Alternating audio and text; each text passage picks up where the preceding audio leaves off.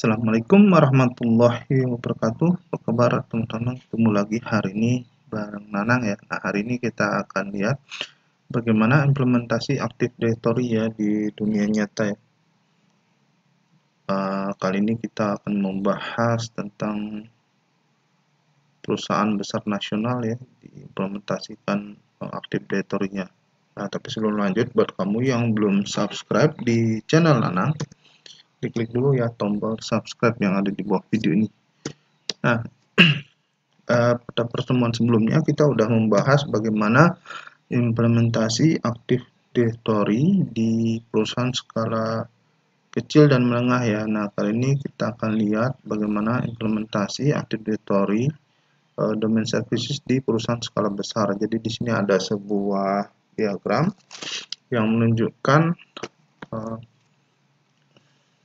jaringan gitu ya, sebuah perusahaan besar yang memiliki kantor pusat di Jakarta ya. Nah, kemudian dia punya beberapa kantor cabang ya di kota-kota besar di Indonesia seperti di Bandung ya, kemudian di Surabaya, di Semarang, di Makassar dan juga di Medan. Nah, antara kantor pusat dengan kantor cabang ini terhubung menggunakan jalur wide area network atau jalur WAN ya. Mereka menggunakan provider WAN untuk mengkoneksikan semua jaringan mereka ya. Jadi mereka menggunakan jalur internal istilahnya seperti ini. Nah, untuk internet itu ada satu koneksi internet yang terletak di Jakarta. Jadi kalau dari cabang misalkan dari Bandung, dari Surabaya, dari Semarang, Makassar dan juga Medan, untuk koneksi internetnya itu keluarnya lewat Jakarta ya. Nah, kemudian untuk Active Directory-nya ini dia hanya punya satu domain gitu ya. Jadi domain misalkan xyz.com ya, untuk nama Active Directory domainnya ya. Kemudian di masing-masing cabang itu mereka juga meletakkan dua buah domain controller ya. Jadi ada dua server domain controller di masing-masing cabang ya. Sedangkan di kantor pusat ya selain domain controller juga ada server-server lain ya, ada server aplikasi mereka dan sebagainya.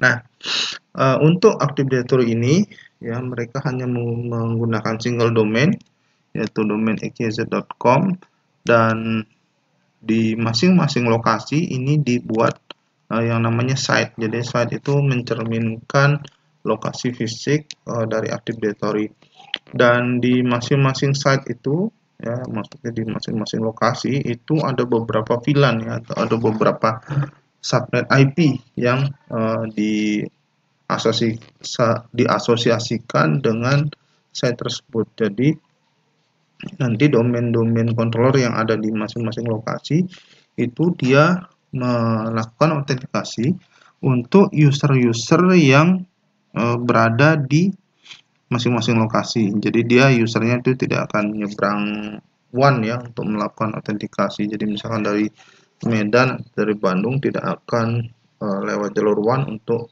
autentikasi pada saat login ke jaringan. Jadi dia menggunakan server lokalnya untuk melakukan autentikasi ya. Jadi di masing-masing site dia berfungsi itu sebagai DNS server dan juga sebagai global catalog server. Nah, sedangkan untuk FSMO atau master role itu semua dipegang di kantor pusat yang ada di Jakarta seperti itu ya.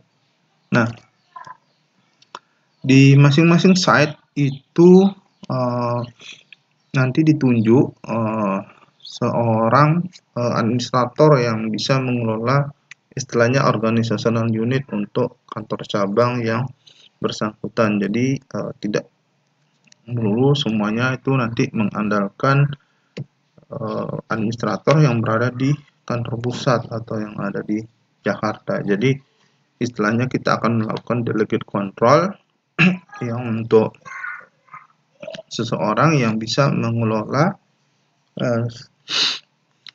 masing-masing site tersebut gitu ya. Nah, masing-masing site ini ya itu memiliki sebuah router ya, router di mana default gateway dari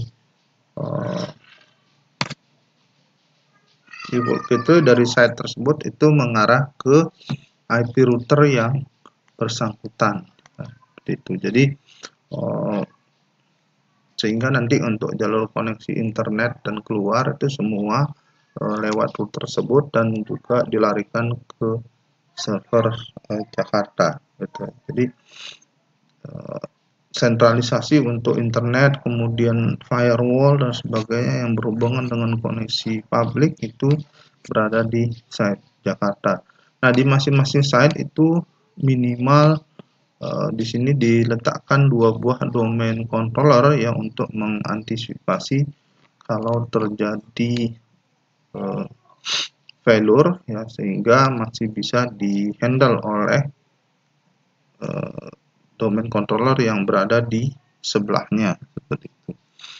Jadi paling tidak ada 2 DNS server dan 2 domain controller, dan juga server yang ada di masing-masing site atau cabang ini itu juga difungsikan sebagai DHCP server ya, untuk melayani perangkat-perangkat yang berada di masing-masing site ya.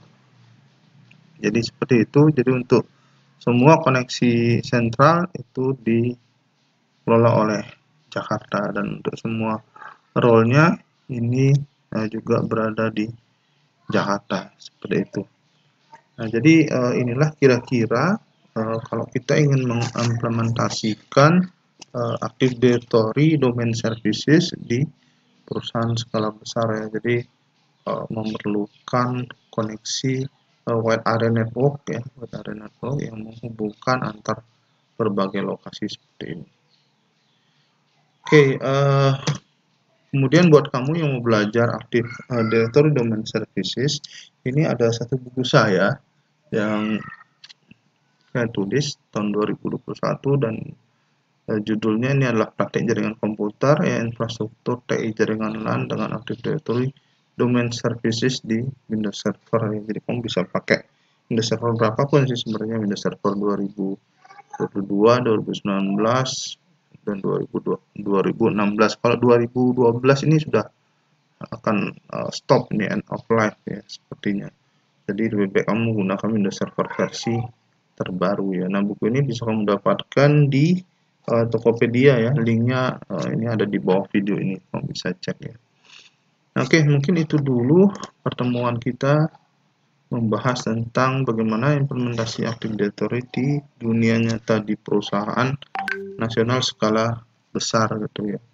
Nah, buat kamu yang udah nonton video ini, kamu bisa kasih like, kemudian komentar kamu saya tunggu, dan bagian video ini ke teman-teman kamu agar mereka belajar apa yang kamu tahu. Kunjungi blog saya, linknya ada di bawah video ini juga. Dan pasti ini buat kamu yang belum subscribe dari kemarin, ayo ditungguin, diklik dulu ya tombol subscribe-nya dan bunyikan belnya. Jadi kalau ada video baru dari saya langsung muncul notifikasinya di YouTube kamu. Terima kasih, sampai jumpa kembali. Assalamualaikum warahmatullahi wabarakatuh.